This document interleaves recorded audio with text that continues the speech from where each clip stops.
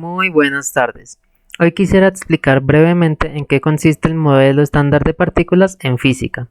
Para esto voy a dividir el video en dos partes. La primera explicando las partículas que comprenden el modelo y la segunda parte en la que explicaré las cuatro fuerzas que interactúan en estas partículas. Para empezar, las partículas se pueden dividir en dos familias, los bosones y los fermiones.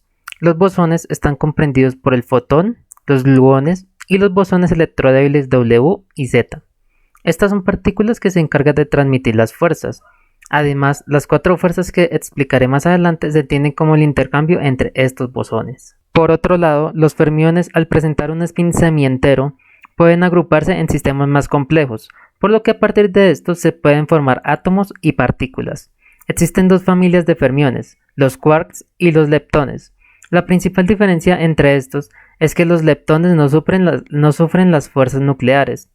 Los quarks a su vez se dividen en up y down, y los leptones en electrón y neutrino-electrón. Los quarks up y down se pueden unir en tríos por medio de gluones para formar hadrones como el protón y el neutrón, y se pueden unir en pareja para formar mesones como el pión.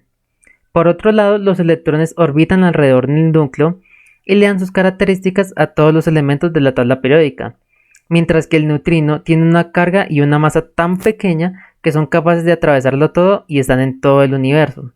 Por lo tanto, para formar un elemento químico se necesitan los quarks up y down y los electrones, con los cuales se forma toda la materia que nos rodea. Pero regresando a los fermiones, tanto los quarks como los leptones tienen una segunda y tercera generación. La segunda generación de los quarks up y down son Charm y Strange, mientras que la segunda generación de los leptones son el muón y el neutrino muónico. La tercera generación de los quarks son los top y bottom, mientras que la tercera generación de los leptones son el taur y el neutrino taur. La principal diferencia entre estas generaciones es la diferencia en la masa, ya que a medida que avanza la generación, la masa del fermión va aumentando. Ahora hablaré de las cuatro fuerzas. Empezaré por la fuerza electromagnética. Esta fuerza tiene un alcance infinito y es sentida por cualquier partícula que posea carga. Es responsable de la existencia de los átomos, de la luz, de la electricidad y cualquier otra cosa observable. El bosón que usa esta fuerza es el fotón.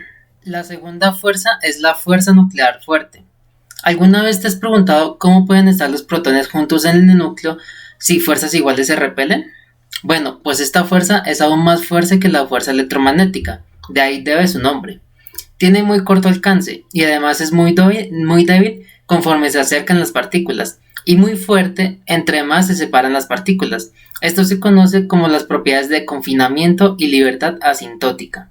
El bosón que usa esta fuerza son los 8 gluones. La tercera fuerza es la fuerza nuclear débil. Es una fuerza que entra a explicar la desintegración de partículas que no se puede explicar mediante las otras dos fuerzas. Es una fuerza de muy corto alcance que apenas puede sentirse más allá del núcleo. El bosón que usa esta fuerza son los bosones electrodébiles W positivo, W negativo y Z. Estas tres fuerzas pueden ser explicadas por la teoría cuántica de campos. La cuarta fuerza es la gravedad. Es una fuerza de alcance infinito y que sienten todas las partículas y es bastante débil.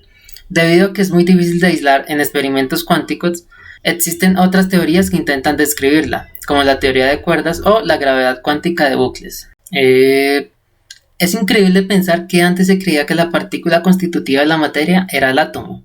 Luego se descubrieron los electrones, protones y neutrones, y ahora los quarks. ¿Será que habrá partículas más pequeñas que aún no se han descubierto? ¿Qué piensas tú?